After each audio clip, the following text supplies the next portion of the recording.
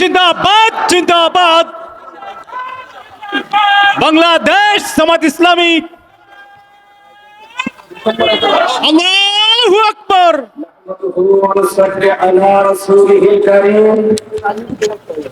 أعوذ بالله من الشيطان الرجيم. بسم الله الرحمن الرحيم. أستعين بالصبر والصلاة إن الله مع الصابرين.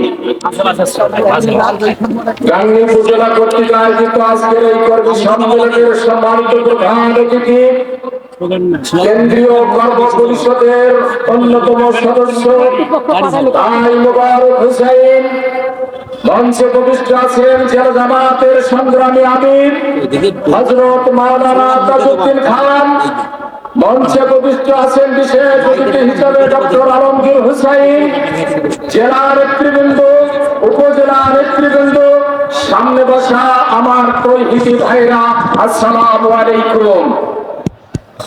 সম্মানিত ভাইরা, এমন একটি মুহূর্তে আমরা এখানে দাঁড়িয়ে কথা বলছি, আজ থেকে 5 মাস আগে ঘটে গেছে 24শে জুলাই এবং আগস্ট।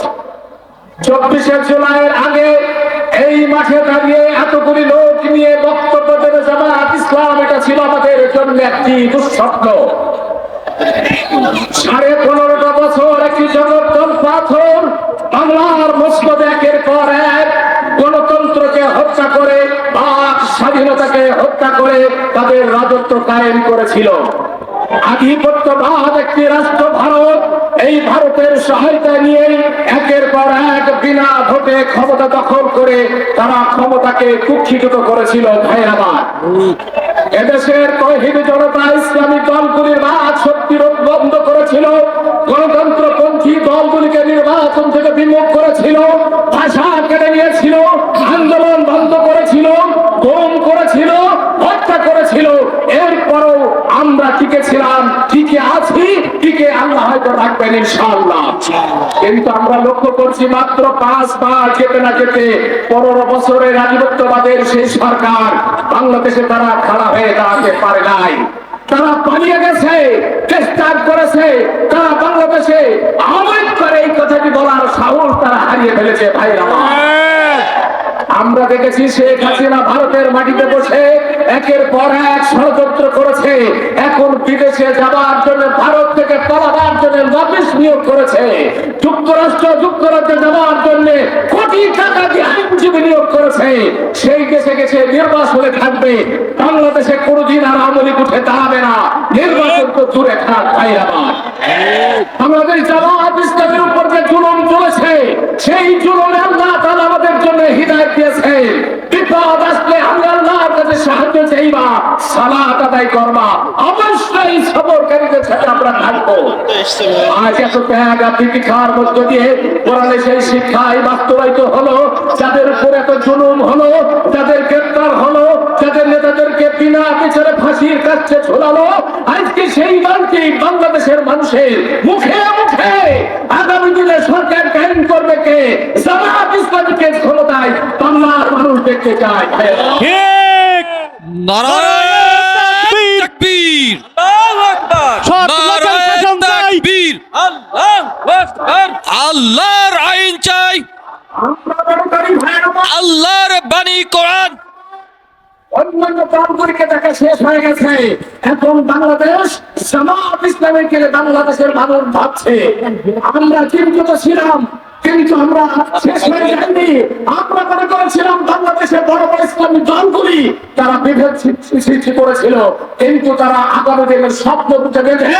এক্ষুনি তারা একটা প্ল্যাটফর্মে এসে জামাতের নেতৃত্বে ইসলামী শাসন ব্যবস্থার দিকে তারা সিদ্ধান্ত গ্রহণ করেছে। ভাইরা, বাংলাদেশে একটি বড় দল ছিল তাবলীগ জামাত। খেয়াল করে দেখুন, ভারতের কথা বলি, ভারত সারা পৃথিবীর একটি বড় দেশ।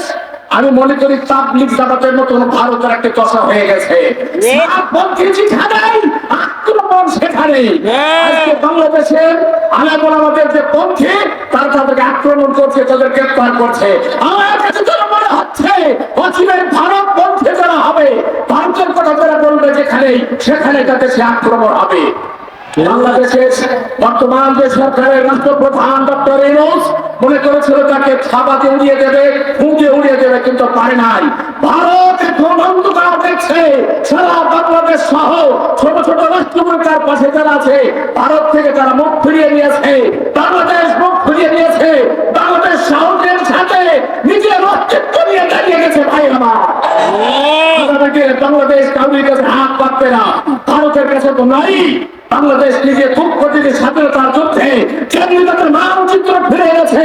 স্বাধীনতার এই সত্তা নিয়ে আগামী দিনে একটি বিপ্লব ঘটিয়ে একটি শাসন ব্যবস্থা দেশে কায়েম হবে ইনশাআল্লাহ।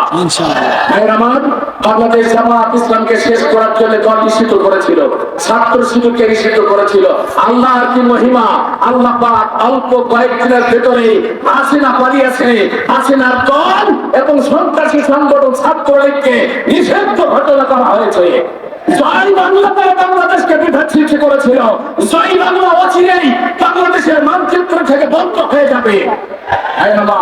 আমরা মনে করি এই পরিস্থিতিতে বাংলাদেশ জামাত ইসলামীকে সাহসের সাথে অটুট অবস্থা সবার সাথে বন্ধন রেখে আগামী দিনের স্বপ্নকে বুকে ধারণ করে বাংলাদেশের রাজনীতিকে আমরা মনে করি ইসলামী রাষ্ট্র উপহার দেওয়ার দায়িত্বে এখন আপনাদের কাজ করতে হবে। এই কাজ করার আহ্বান রেখে এই জনতাকে সাক্ষী রেখে আল্লাহর কাছে দোয়া করি, আল্লাহ অচিরেই তোমার পক্ষ থেকে সাহায্যের প্রত্যাশা নিয়েই আমি আমার আলোচনা শেষ করছি। আসসালামু আলাইকুম।